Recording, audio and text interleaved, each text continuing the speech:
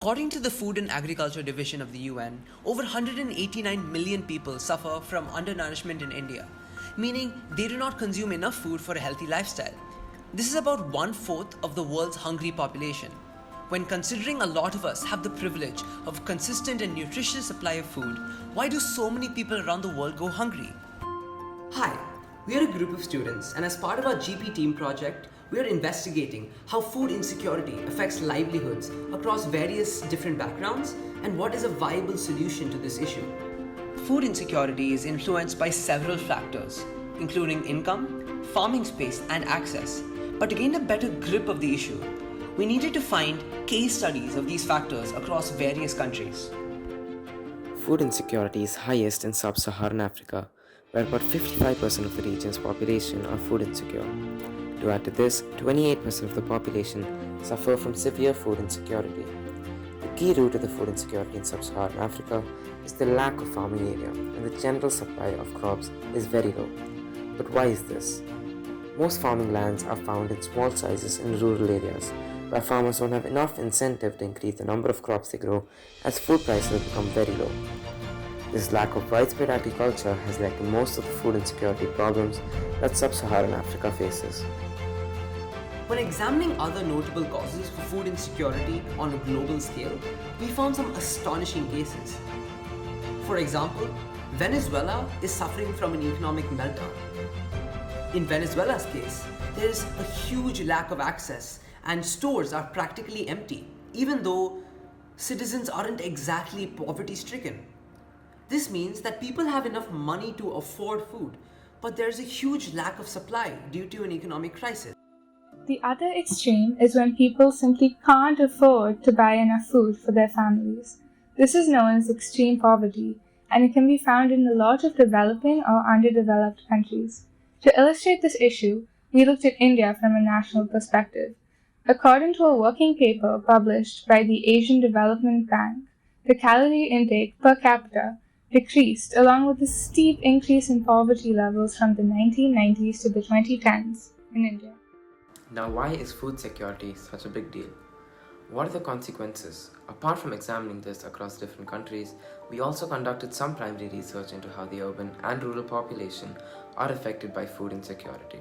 Statistics show that the percentage of food insecure people are about the same in urban and rural areas. For example, in the Brazilian city of Picos, about 45.5% of the rural population suffered of moderate food insecurity, whereas in the urban population it was 45.1%. But something that we need to consider is that urban areas have a much higher population than rural areas. So even if the ratios are nearly identical, the biggest volume of hungry people live in urban areas. We reached out to Amutha, someone who has lived in both rural and urban areas within Tamil Nadu, our home state.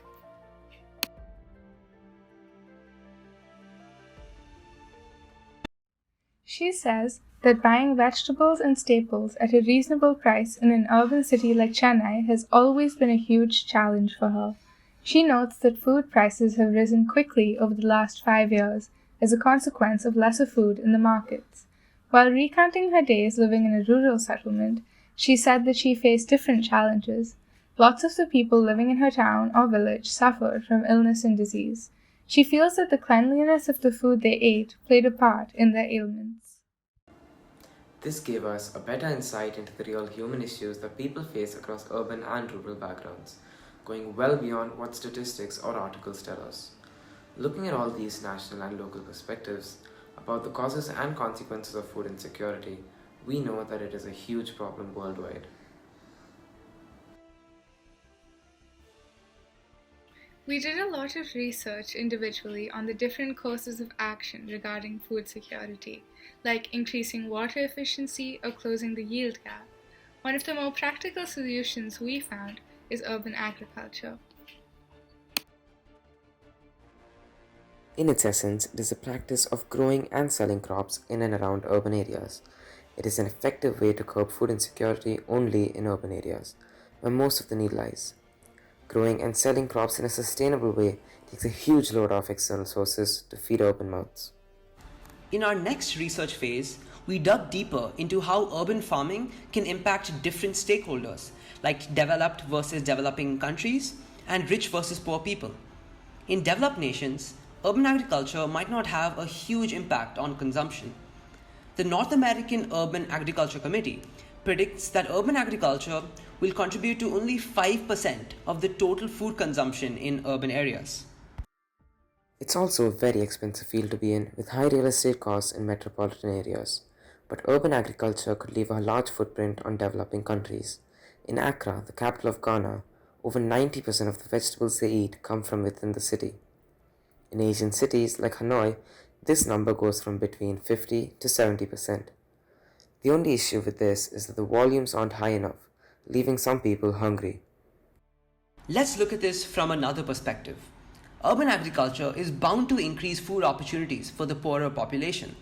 Lack of access and low income are the root causes for food insecurity. Urban agriculture helps bridge the access gap and give people job opportunities too. We conducted an interview with Mr. Linesh Pillai, an urban farmer at UGF Farms, one of the leading urban farming companies in India. He spoke to us about hydroponic technology, their method of cultivating microgreens. They don't need to use soil, pesticides, or fertilizers. Furthermore, he emphasized the potential for megacities like Mumbai to practice urban agriculture. Today, most roofs are empty.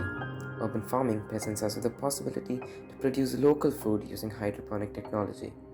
If one window can grow a kilo of greens, imagine what a city with towers could produce. Rural populations are moving into the cities, and the city needs to produce more food locally. My family and I practice rooftop farming ourselves, where we grow as many microgreens, vegetables, and herbs as possible. But since we don't exactly suffer from food insecurity on a daily basis, we weren't filling a gap or meeting a need. To combat this, we began distributing our greens to helpers to take home to their families.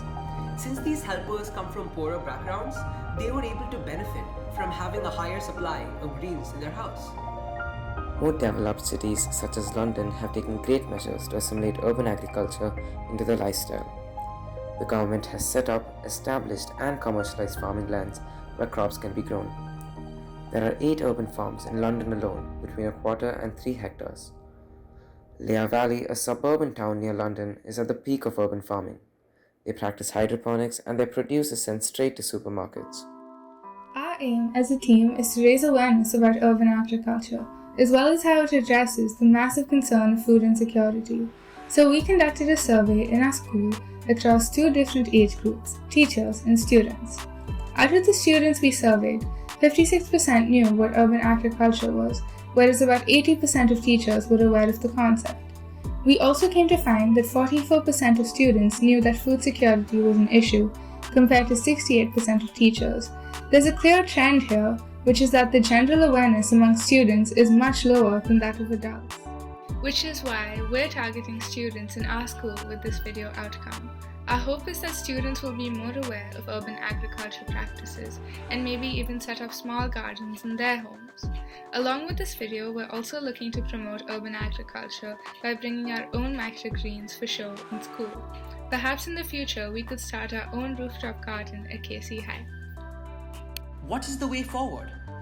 Awareness is the first step, but we have to go well beyond that. Opening up community gardens and free public spaces is a huge step any city can take to emphasize on urban farming. Secondly, starting more organizations like UGF Farms will definitely educate the community on the best ways to grow sustainably, like hydroponics. Finally, it is the responsibility of the government to promote the economic, social, and environmental benefits of urban farming to its people. Students, we urge you to use the knowledge and perspectives gained with this video and put it into action. Set up a small garden at home. Cultivate microgreens, whether it's the size of a pot or a full balcony. Speak to your school about setting up a small garden or farm of their own. It is important that we take action to see a future with healthier, fuller, and happier people.